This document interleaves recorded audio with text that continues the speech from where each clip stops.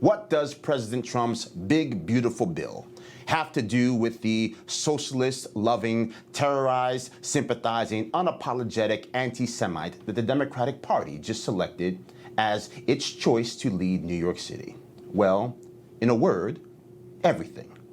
You see, the movement to make Donald J. Trump the 47th president was built on a simple premise: that 4 more years of Joe Biden's open border, America Last policies would change our republic in ways from which we would never recover. And see, President Trump, he has many objectives in this bill, but it's all part of one job: protecting our American inheritance from those who would give it away to people here illegally, for free, out of some misguided belief that they are more entitled to the American dream than actual American citizens.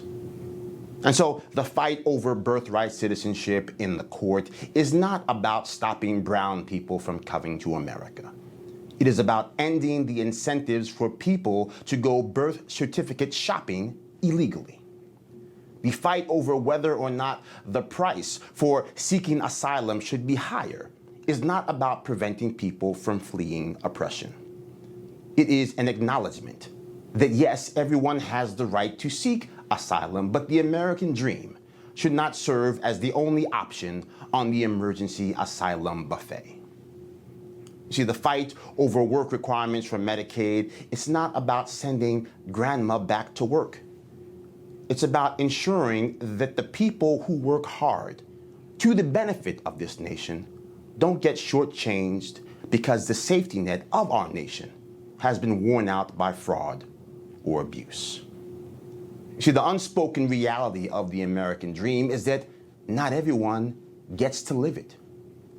The beautiful and perhaps cruel reality of our republic is that to remain an abundant nation, we cannot treat our own resources as if they are an inexhaustible gift for the world to use as they see fit. And the problem, you see, is that that is a direct contradiction of the central premise of the modern-day Democratic Party, this belief that they can give anything to everybody for free, and that the pillars upon which our country was founded are inherently white, which make them inherently bad, which means that they must be destroyed. And that is why the same people who would never move a migrant into their own home protest the removal of criminally inclined migrants who have taken over other people's communities.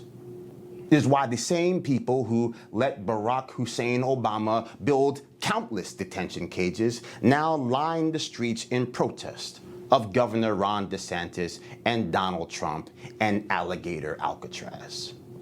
Because they have enjoyed the abundance of America for so long that they have forgotten we actually need to protect it. See, President Donald J. Trump, he promised us a big, beautiful bill. But nobody should have assumed the work required to pass it would be sexy. See, sexy is promising government-run supermarkets to people too young to know that government-run supermarkets have literally never worked in the history of the world. Sexy is Zohran Mamdani coining the phrase, "He is not anti-Semitic, he is just anti-genocide," with zero acknowledgement by the media or his supporters that the very remembrance of the genocide of Jewish people in the Holocaust is something he refuses to acknowledge. And so yes, it might feel like one big confusing ball of confusion, but Trump was not elected for everything to go back to the way it was. He was elected to blow up the bridge to stop what was already coming down the road.